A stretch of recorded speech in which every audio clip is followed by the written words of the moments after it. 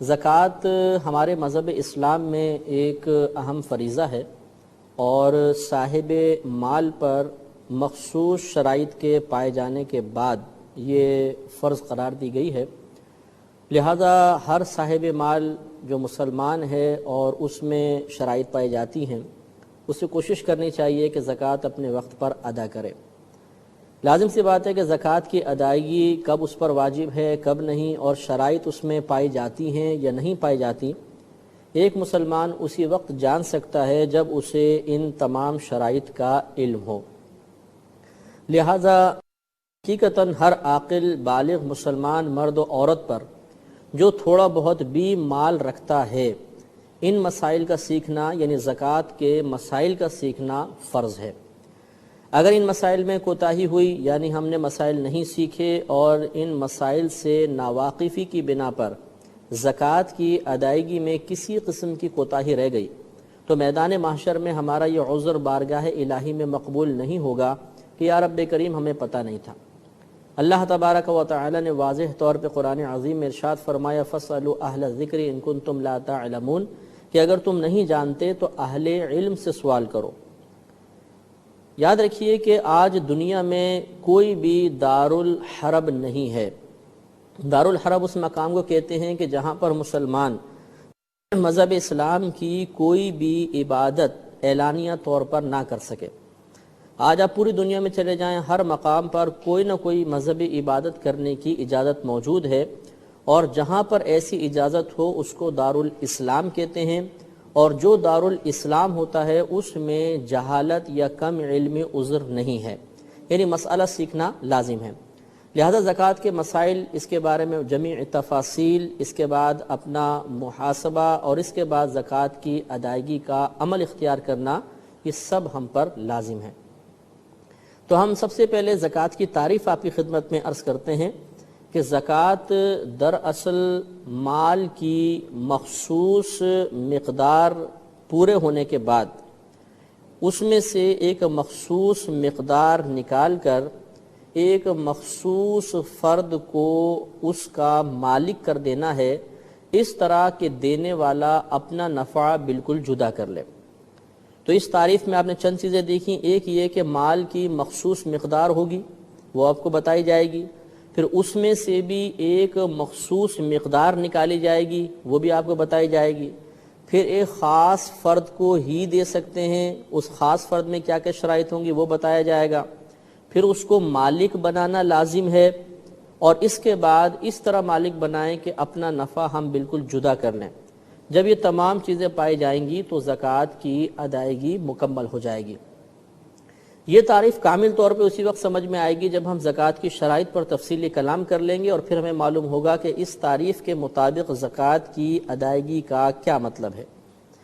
لہذا اس سے پہلے کہ میں زکوٰۃ کی شرائط کی جانب آؤں، پہلے ہم زکوٰۃ کے شرعی حکم پر غور و تفکر کر لیتے ہیں۔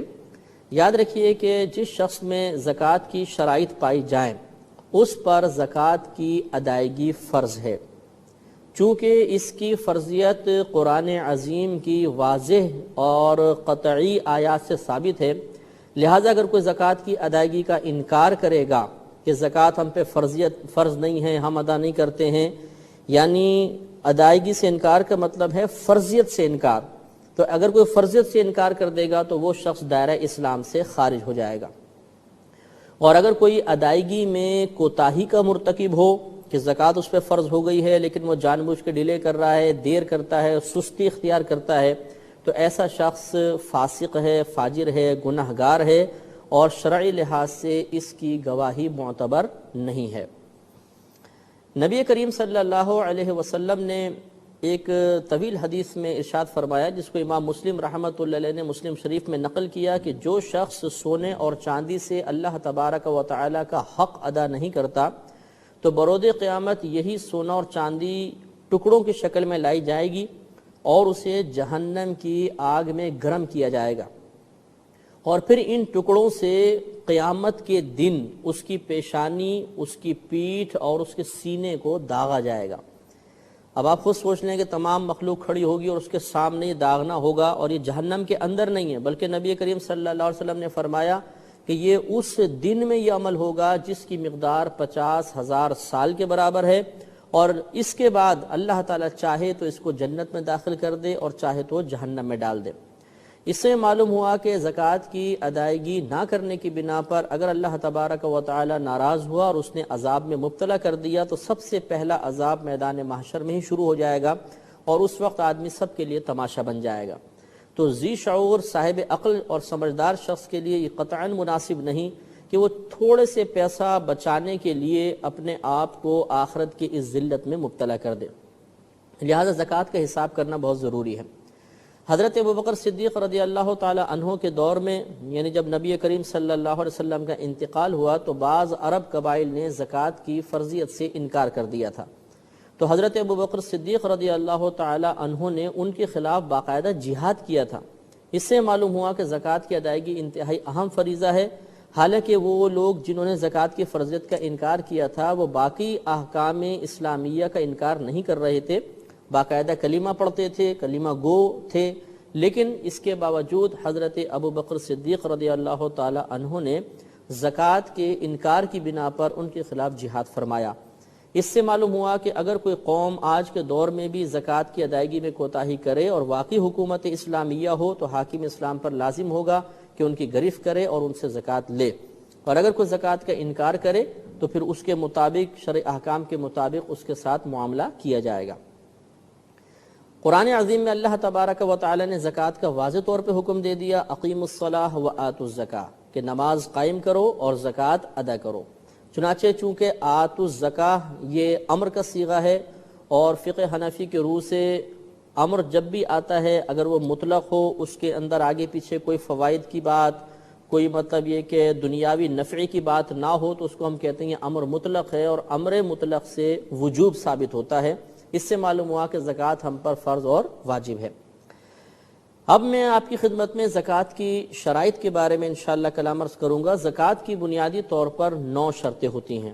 پہلے اجمالی طور پہ ان 9 شرائط کو آپ سماعت فرمائیں، پھر ان میں سے ہر ایک کی تفصیل اور ان سے متعلقہ ضروری مسائل انشاءاللہ ہم عرض کریں گے، اور اس میں ترتیب اس طریقے سے ہوگی کہ انشاءاللہ ان شرائط کی تفصیل بیان کرنے کے بعد پھر میں آپ کی خدمت میں خلاصہ بیان کروں گا کہ خلاصہ یہ ہوا کہ ان چیزوں پر زکوٰۃ ہوگی، اور اس کے بعد آپ کو زکوٰۃ کا حساب کرنے کا انشاءاللہ مکمل طریقہ بھی عرض کیا جائے گا۔ لہٰذا پہلے آپ بالکل صبر و تحمل کے ساتھ اس جمیع تفاصیل کو سماعت فرمائیں، اس کے بعد انشاءاللہ آپ کو خلاصہ کلام بتایا جائے گا کہ آپ کے مال میں سے کس کس مال پر زکوٰۃ واجب ہے۔ اس مسئلے کو جاننے کے بعد انشاءاللہ آپ اپنے گھر کی ہر چیز کے بارے میں فیصلہ کر سکتے ہیں، اپنے پاس جو مال موجود ہے اس کے بارے میں شرعی حکم معلوم کر سکتے ہیں کہ اس پہ زکوٰۃ بنتی ہے یا نہیں بنتی، اور اس کے بعد انشاءاللہ پھر آپ کو حساب کرنے کا طریقہ بتایا جائے گا کہ اگر آپ کے پاس تجارت کا مال ہے، کیش پیسہ ہے، سونا ہے، چاندی ہے اور دیگر ضروریات زندگی سے زیادہ سامان ہے تو کس طریقے سے ہم حساب کر کے زکوٰۃ کو نکالیں گے۔ لہذا زکوٰۃ کی بنیادی طور پر 9 شرائط ہیں، اور وہ یہ ہیں۔ نمبر 1